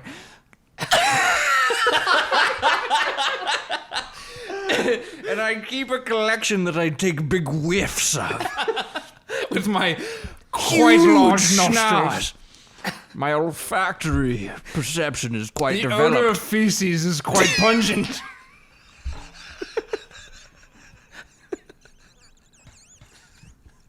Is this a good episode? Yep. Yes. Would you like to know what the song was? Yeah, what's it called? What's it The called? song was called "Father and Daughter" by Paul Simon. What? Paul Simon wrote the song. Do-do-do-do-do-do. When a daughter loves his father. His father. Fuck. Already messed up on a very basic level. Oh, guys. What's Paul Simon doing? How much did he get paid to do the Thornberry song? Isn't he rich enough? Wait, more importantly, Give it to you Art know- Garfunkel. You want to know what other song was on the soundtrack? What? The whole Yeah. soundtrack listing is on Wikipedia. Ooh, Real Big Fish was also on the soundtrack. Wow. So were the Baha Men. Oh, yeah. Uncle Who let the Cracker. dogs out, I'm Wait, sure. and you want to know one more? There was a song called "Shaking the Tree" by Peter Gabriel featuring Shaggy. I love Shaking the Tree. That's a great song. But this is an O2 remix. Ooh, I yeah, love that. how did Shaggy and like fucking get in everything? All these other like. Yabba dabba dooba dabba dabba dabba dabba. Dabba dabba I know, but dooba how did he dabba get involved with Sting as well? Because as Peter Gabriel, he's like eminent British songwriter. singer-songwriter. Because Yeah. suddenly they caught just 5 seconds of his like dulcet reggaeton tones, and they're like, I need that. Yeah. Do you know that Sting That's the new sound we're looking for. isn't Sting touring with Shaggy again or did recently? Yes. Because he's like Roxanne, and then it's like Roxanne. At least the Police in their early years did fuse sort of reggae music. yeah, they were with like a sort weird- of punk rock. So I can understand the connection there. Peter Gabriel literally was born out of Genesis and progressive rock from the 70s. Just Yes. like what is he doing? I love Shaking the Tree though. That's a great song. Yeah, Shaking the Tree is a good song. It's If there's one other day, person we're pretty familiar with, it's a woman's day. Peter Gabriel. We are shaking the tree. Yeah, it's good, dude. This episode has gone so far off the rails. It's great though. So We talked about the movie. Fred Ward admits that he loves. Yeah. Fred Ward learns through probably Stockholm syndrome and being dosed with drugs that Sure.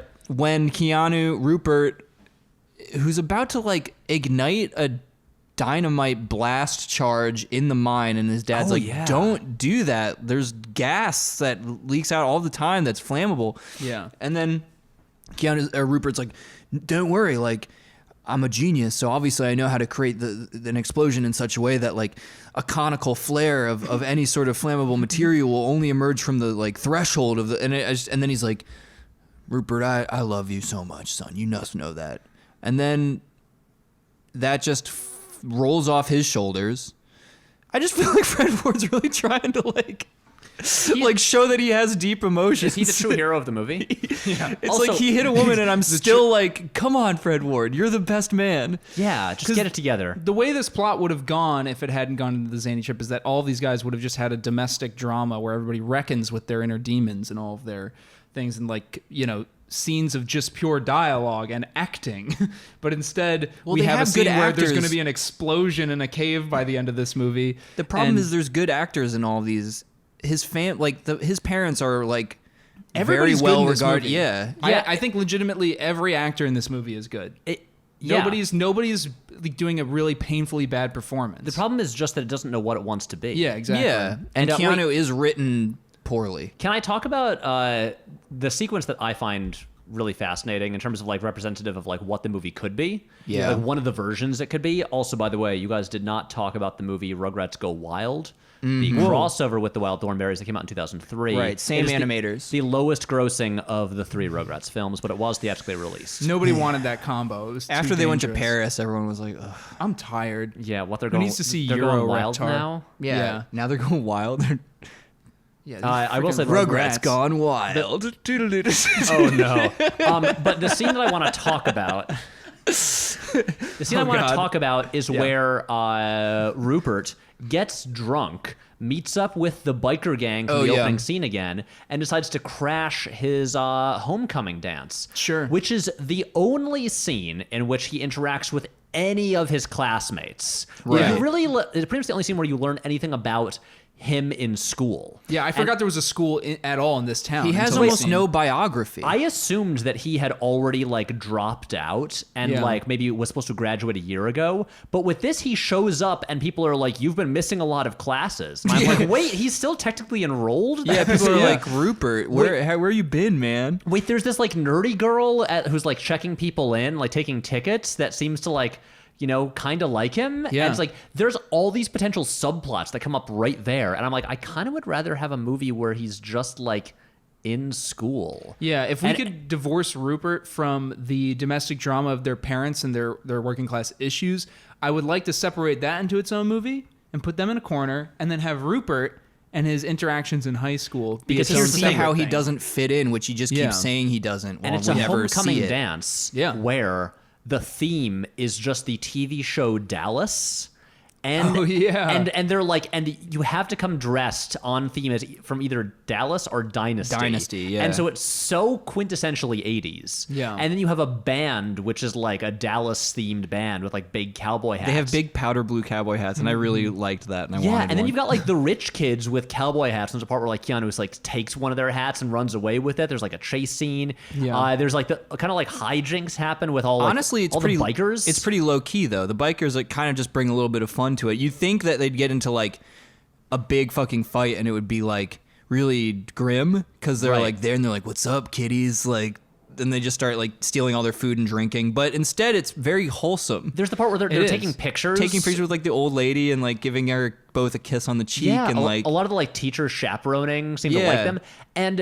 And honestly, in kind of like classic John Hughes style, the people starting the fights are actually just like the popular rich kids. You know, Right, yeah. You're people who seem like, you know, versions of like Steph. Which is Yeah. weird because Keanu Rupert is supposed to be coming from one of the most well-to-do families in the town. Is he? Yeah. Well, the fact that the They dad have is a very resting- normal house. But I'm saying like it's supposed to be like a depressed town. So like Right. most people are struggling. the Or dad all are is struggling. resting on a financial benefit with the price he's going to glean from the land, but I think he keeps that a secret.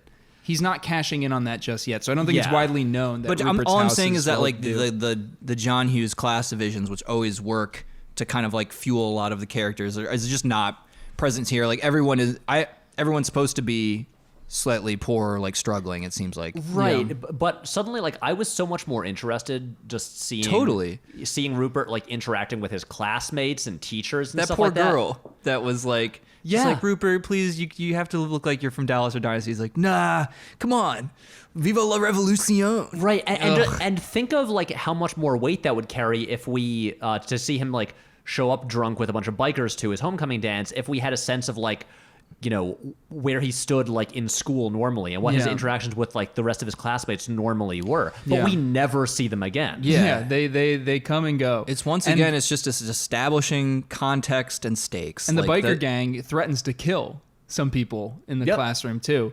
I know that those kids are bullies and we're meant to not like them, but they do run up to Keanu and are threatened with death by older adults that are very scary. It did remind me of like the Hell's Angels interactions at the Altamont concert. Exactly.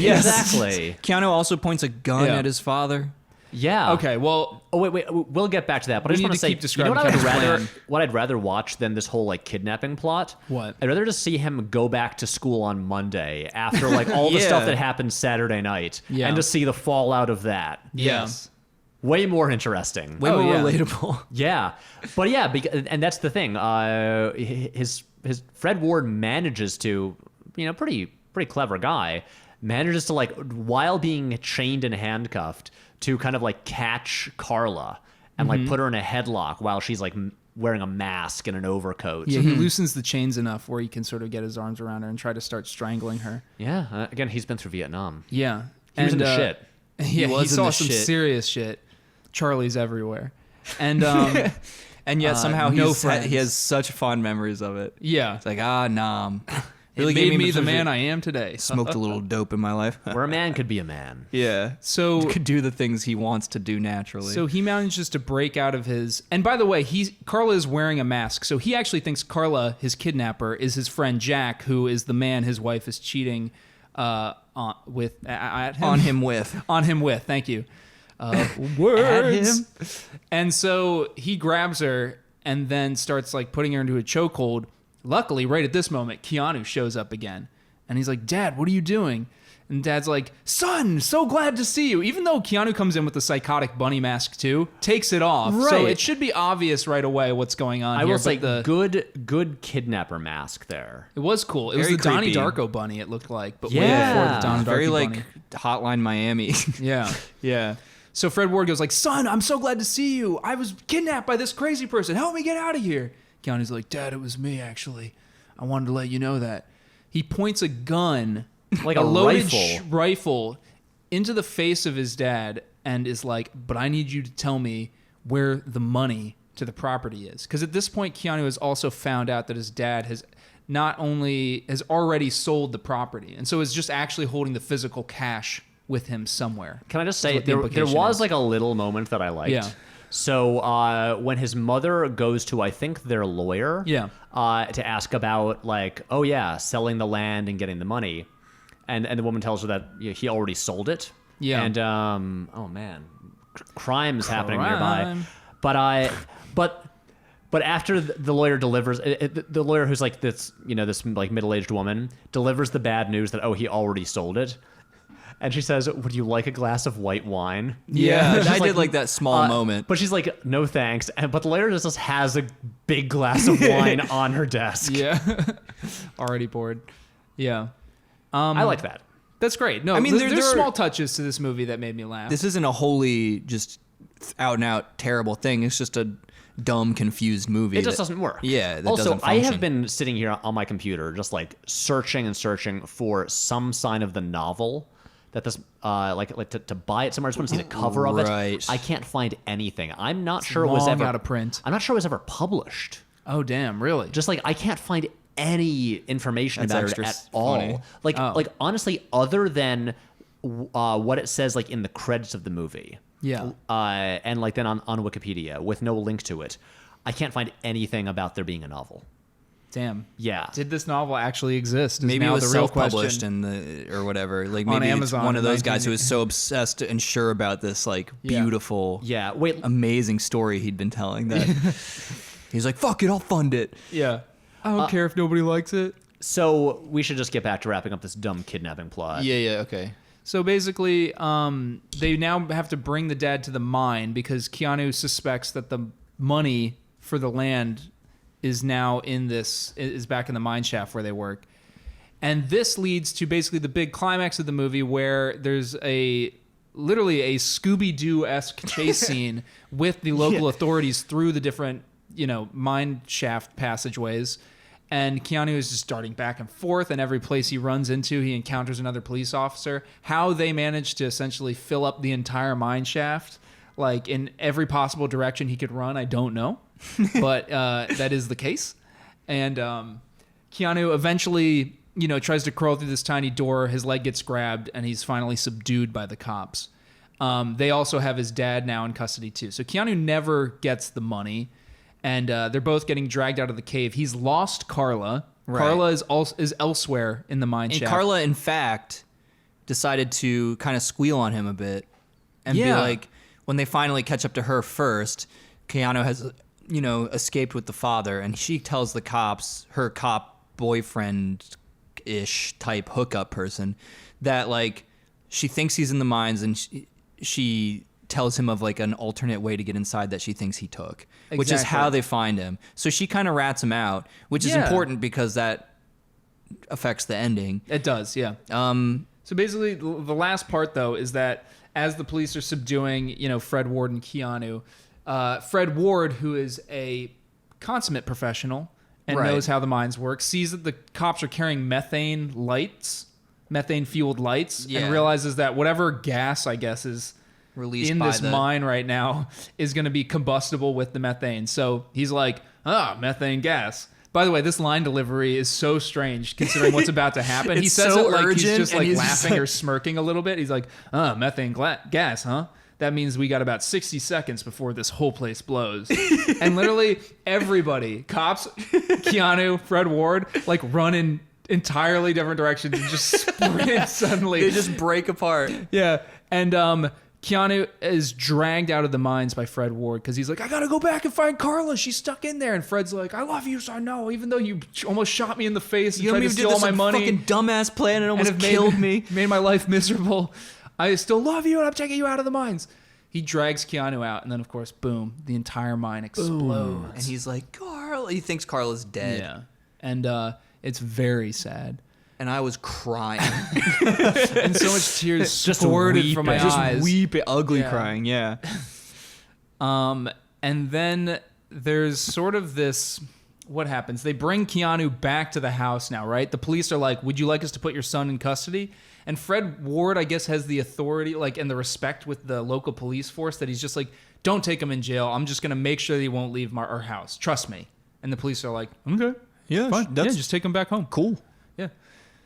He brings him back home, and this is where we get to where Keanu's now chained to the freezer, and Bob, his dumbass brother, is just like, I just want milk. And he just walks past Keanu, and he's like, can someone please feed me? You've all been fucking each other and getting trapped in mines, and I don't know how to make dinner. Yeah. And then, so I feel bad for Bob. Yeah. But there's a weird semi-reconciliation looking scene between the dad and the wife who is cheating on him. Yep, Rupert. Where they kind of like hold each other. Pam Marchetta. Where Bonnie they like, Bedelia. yeah, they like hold each other. Yeah. And they seem to have this like recognition now suddenly of like the lengths to which he cares and she, like maybe doesn't want to like still stay with him, but like somehow recognizes. I don't know. Her fault in it. It's just like weird. It went to another emotionally nuanced little moment for a hot second. For a hot second, for a movie that had just been Looney Tunes for the past 25 minutes. Bugs Bunny bonkers for like the rest of the previous like 30 minutes. Yeah, that was a weirdly touching scene. And then we kind of cue to maybe like a few hours later, the next morning, when the family finally, now having had these profound and wordless reconciliations with each other, where people just sort of put informational hands on and emotionally charged body language as they work soundlessly through years of mutual acrimony and personal brutal history. Yeah, and Bob just sits quietly in his room and reads the phone book or whatever. Whatever the fuck he does is a little goody good boy. Yeah. And then so everybody wakes up the next morning ready to like, all right, let's talk to Rupert, who I guess we just chained to a freezer for an entire night, like a fucking animal. Just our normal son that we have. Let's see what that asshole's up to. And they go over, and of course, the freezer door completely ripped off, and Rupert gone. Nowhere to be seen. Yeah. Smash cut. Not a smash Guys, cut. sorry. Hard there cut. is. I Hard just cut. discovered the UK movie poster for this movie. It is insane and completely like misrepresents the movie. Please tell me it's just Keanu's smirking face from the DVD cover, but just zoomed in way too close. I wish so different. Are you guys ready for this? Yeah. It's the Baron of Pennsylvania. What the What is? What look at the font on his name? Look, what is this like? It is Keanu. Is that like Saved by the Bell? Yeah, it's like Saved by the Bell But he's font, got Prince a of Pennsylvania. rifle. It looks like a combination of Saved by the Bell and like Demolition Man. Yeah, it's fuck like is that it's cover? him with like this blue edge lighting on his face, Yeah. standing in a long coat with a shotgun slung over his shoulder. Not smiling at all. market this movie. And do you know what the tagline on this says? It says Yawning. He's the king of the Badlands, the rebel of the road. Wow. And then the Prince of Pennsylvania. This might be one of the most Damn, that's really confusing. yeah. Just Do you remember that when that lady saw the trailer for Drive and then went to go see the movie Drive and was like, "This is not Fast and Furious. And I sued want to the studio?" sue the studio." Yep. Imagine like an '80s lady doing the same thing. Imagine if it Also- was from the 80s.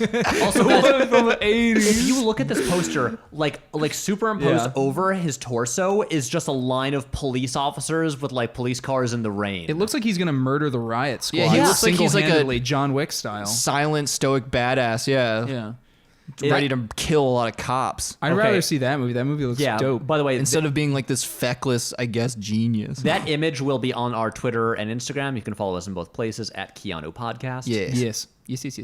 Yes. Oh, yes. All right, let's wrap up the Come ending on, of this movie please. though, because it's a weird note that it ends on, right? So Keanu is now walking down a very isolated road, dragging the freezer door alongside Very him. reminiscent of the night before. Yeah, Meets My Own Private Idaho. and it's like, A, he couldn't have gotten that far on foot. He has literally a giant heavy piece of refrigerator attached to his hand, and he's just walking backwards, trying to hitchhike. How did nobody catch him? How did nobody drive down this road? Surely this is a small town. There's not that many roads. Like, he's just walking slowly and getting away with it. He is walking backwards trying to hitchhike, and then he sees one of the members of his motorcycle crew, right? No. First off, most this? importantly, Yeah. is the cop comes up and he thinks he's about cop. to get picked up. But That's right. He's just. I don't know if this is an act of like conscience or like he thinks this is like a good deed, but he brings Carla, Who's alive? who is alive. Which, by the way, Keanu's intro into seeing Carla for the first time, he just goes, "You're not dead." Yeah, What the fuck? it's because he's a sociopath. Yeah. Like, who like everyone is just told is like such a special boy, and like now he's just actually just an insane criminal. Yeah. So like brings Carla, and then but Don't he you wish this movie was actually about this guy like becoming a sociopathic criminal? Yes. yeah. Way better. I wish it was everything that wasn't this movie. This movie's so bad. So like immediately though, she's like, "You're alive." Yeah. And then, but I don't even think she says this overtly, but he then also recognizes that she probably ratted him out, like his location. I guess somehow with their, Yeah. subtle. And so like now he's done with her. yeah. That he was like, "I love you. I'll do anything for you. I want to kidnap my dad." He secretly, obviously, just wanted to do that, regardless of her Yeah. involvement. But like, and then so now suddenly, just complete 180. I mean, I guess this is true of like the fickle kind of emotional landscape of a teenager. But like, he's just like, "No, I can't. You just go see your," because she wants to go to Sacramento to see her daughter. It's very touching. The cop's just there somehow letting all this shit happen when they should just both be in jail. And again, I hope she does that, but it would be stupid for him to go with her. Right. Yeah. And so he's like, "I can't do that. I just need to like do something else." Yeah. He's like, I need to do something else. Maybe I'll go to Rio de Janeiro. And she's like, "You need a passport to go to Rio de Janeiro." And he's like, "Well, maybe Pittsburgh. You don't need a passport to go to Pittsburgh." And he can be the Prince of Pittsburgh or whatever. Yeah, Yeah. So he thinks he's really funny. He's just dragging a fridge door in the middle of nowhere. It has no plan. Also, think of all like their ice that's melting back home. Yeah. Oh. Oh, And their ice man. cream. They hope they turn it off. Don't waste It's all the going to power. be a soup. Oh man, Bob's going to have to drink the soup. I'm gonna go home and eat some of that ice cream that I bought. Yeah. So he just completely 180s on Carla, who was the love, the mad love of his life, like mere minutes before. And again, I feel like we should have had the part where he realized that she like ratted him out or something like that. Yeah. You know, to have him realize like, oh, I shouldn't do this. Yeah. Again, what does he learn? Okay, here's what I Nothing. think he learns. Here's what I think he learns. And this is all my understanding of this last scene also comes from maybe misunderstanding how much he understood how Carla had betrayed him. As stupid as that This preface already sentence sucks. That sounded, sentence was that so sentence tortured. blew. So I think that what Keanu learns, because Carla makes a last-ditch attempt to get him to come with her to Sacramento, I believe. Come with her to Sacramento. Comb. Cool. Nice, dude. To comb her hair all the way with her. to Sacramento. To come with me to Sacramento and to start a life with her and her daughter, who she's going to try and reclaim. And Keanu kind of just, you know, as a young kid who slowly realized that everybody's fucked up and every version of the nuclear family he's seen throughout the movie has just reminded him that nobody's like an actual honest person and everybody's just trying to reckon with their own demons. Just him. Well, look, I'm telling you what my understanding, Matt. Okay. I know. And so what he realizes is that he doesn't want any part of that, and that he had been chasing in his own effed up way that kind of version of a family that he was trying to escape from his parents. And by going with Carla, he would be sealing his fate the same way his own mother did. And so he realizes that he just needs to keep on keeping on. Hit the and road, go to the Pittsburgh, dusty trail. where opportunities are boundless and abundant like no other place. So that's what I think Keanu learned.